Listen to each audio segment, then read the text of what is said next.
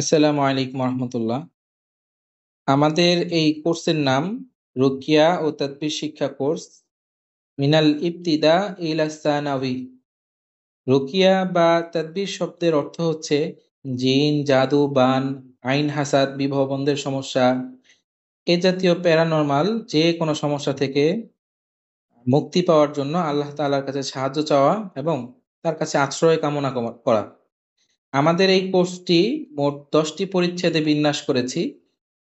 প্রথম দিন আমাদের পরিচয় পর্ব অনুষ্ঠিত হবে এবং রুকিয়া শিখার গুরুত্ব, রুকিয়ার পরিচয় নিয়ে কিছু আলোচনা হবে।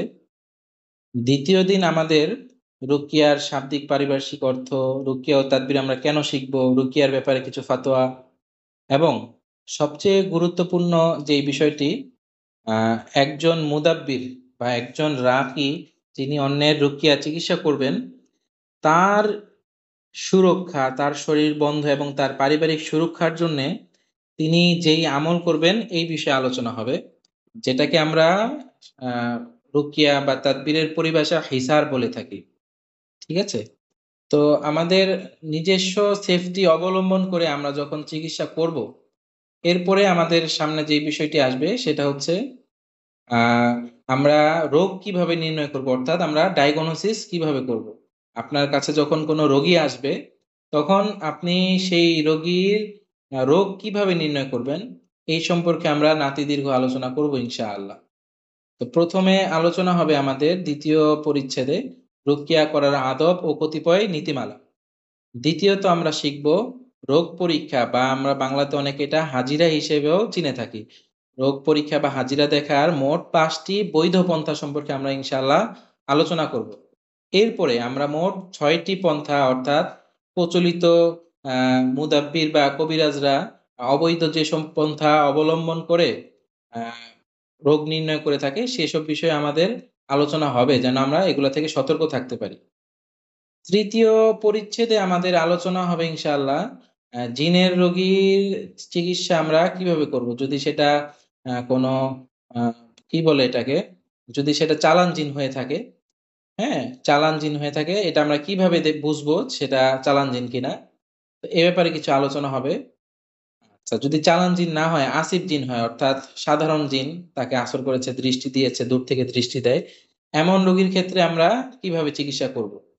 তো জিন জিনের রোগীর মোট 10টি কার্যকরী পদ্ধতি আমরা ইনশাআল্লাহ আলোচনা করব, এবং জিনের রোগী ঝাড়ার ক্ষেত্রে কি কি বিষয়ে লক্ষ্য রাখা উচিত। হ্যাঁ, জিনকে কিভাবে আমরা হাজির করব, বন্দি করব, জিনকে আগুনে জ্বালাবো, বোতল বন্দি করব, এবং জিনকে আমরা জবাই করে হত্যা করব, এই সমস্ত বিষয় আমাদের এই কোর্সে শেখানো হবে ইনশাআল্লাহ। আচ্ছা, জিনের রোগীকে আপনি জিন হাজির করলেন, জিন বন্দি করলেন, এরপর জিন তাড়িয়ে দিলেন। এর পরবর্তীতে ওই রোগীর ক্ষেত্রে আপনার কি আমল হবে বা তাকে কি তদবির আপনি দিবেন এই বিষয়ে ইনশাআল্লাহ আলোচনা হবে। আচ্ছা, আমরা এই আলোচনার পরে চতুর্থ দিনে ইনশাআল্লাহ আলোচনা করব বাড়ি বন্ধের কিছু নীতিমালা, কিভাবে বাড়ি বন্ধ করা যায়, অথবা আহ, বাড়িতে যেন জিনের সমস্যা না হয় সেজন্য আমরা কি কি নীতিমালা বা কি কি পন্থা অবলম্বন করব, কি বিষয় অবলম্বন করলে আমাদের বাড়ি ঘর জিনের সমস্যা থেকে, জিনের প্রাদুর্ভাব থেকে মুক্ত থাকবে, এই বিষয়ে ইনশাআল্লাহ পঞ্চম দিনে আলোচনা হবে। আচ্ছা, ষষ্ঠ দিনে আমাদের আলোচনা হবে জাদুর সমস্যা, জাদুর রোগীর আলামত। হ্যাঁ, ষষ্ঠ দিনের আলোচনা হচ্ছে আমাদের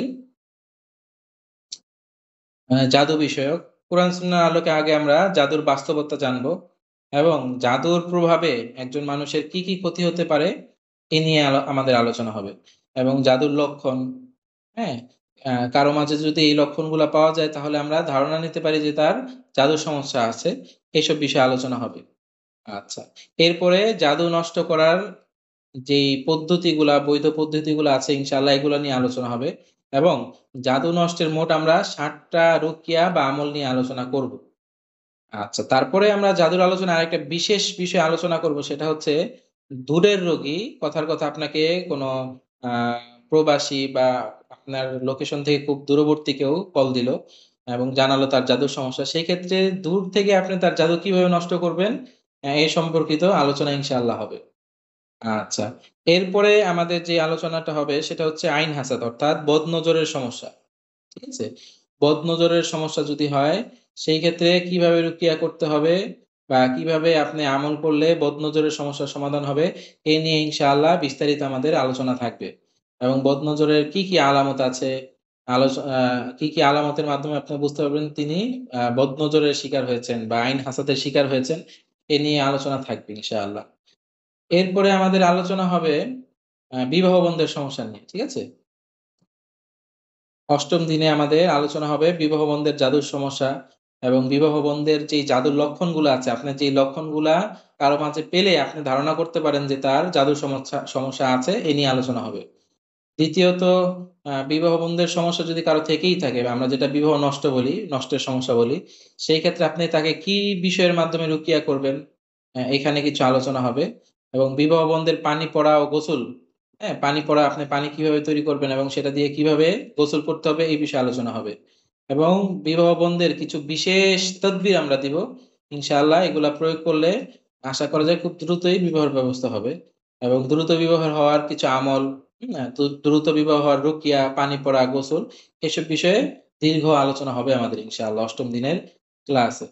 আচ্ছা, এরপরে আমাদের যে বিষয়টা নিয়ে আলোচনা হবে সেটা হচ্ছে আ ৯ম দিনের ক্লাসে স্বামী-স্ত্রীর মাঝে মহব্বত সৃষ্টির আমল ও তাদবীর। ঠিক আছে? অবৈধ সম্পর্ক ছিন্ন করার পানি পড়া ও তাদবীর, হ্যাঁ? শত্রু দমন ও মহব্বত সৃষ্টি করার আমল ও তাদবীর। এবং যদি কেউ প্রাতিষ্ঠানিকভাবে কোনো প্রতিষ্ঠানকে নিয়ে শত্রুতা করে, তাহলে সেই ক্ষেত্রে তার অনিষ্টতা থেকে বাঁচার কি উপায় আছে, কি পন্থা আছে এই বিষয়ে ইনশাআল্লাহ আলোচনা হবে। আচ্ছা। এরপরে আমাদের সর্বশেষ যে ক্লাসটি হবে সেটি হচ্ছে বাচ্চাদের সমস্যার রুকিয়া ও তাদবীর নিয়ে ইনশাআল্লাহ। ঠিক আছে? তো বাচ্চাদের সমস্যার আ তদবিরটা আমি এখানে আপনাদের দেখাচ্ছি। এটা হচ্ছে আমাদের ১০ম দিনের ক্লাস। বাচ্চাদের যাবতীয় সমস্যা, বাচ্চা কনসেপ্ট কেন হয় না? হ্যাঁ? কনসেপ্ট না হলে সেই ক্ষেত্রে কি বিষয়ে লক্ষ্য রাখতে হবে এবং কিভাবে আমল প্রয়োগ করতে হয় এইসব বিষয়ে আলোচনা হবে। আবার অনেক বাচ্চা আছে খুব অতিরিক্ত পরিমাণে কান্না করে। তাদের ক্ষেত্রে কার্যকরী কি পদ্ধতি আছে যেগুলোর মাধ্যমে আপনি ঝাড়ফুঁক করলে এই সমস্যার সমাধান হবে? এবং অনেক বাচ্চা আছে বিছানায় রাত্রে প্রস্রাব করে দেয়। এই সমস্যার কারণে কি তাদবির করবেন? এবং বাচ্চাদের বদনজরের সমস্যা হলে কি রুকিয়া করবেন? আবার অনেক বাচ্চা আছে ৬ বছর থেকে নিয়ে ১২-১৩ বছর বাবা-মার কথা শুনতে চায় না। এমন বাচ্চা যদি পিতামাতার অবাধ্য হয় সেই ক্ষেত্রে কি করণীয়? এবং যে বাচ্চা স্কুল বা মাদ্রাসায় যেতে চায় না, জিদ করে, তাদের ক্ষেত্রে আপনারা কি আমল বা তাদবির প্রয়োগ করবেন এই নিয়ে ইনশাআল্লাহ আলোচনা হবে।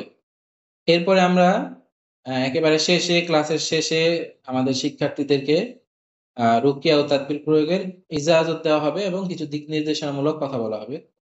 আমাদের এই কোর্সটি তাদের জন্যে যারা একেবারেই রুকিয়া বা তাদবির বিষয়ে নতুন। ঠিক আছে?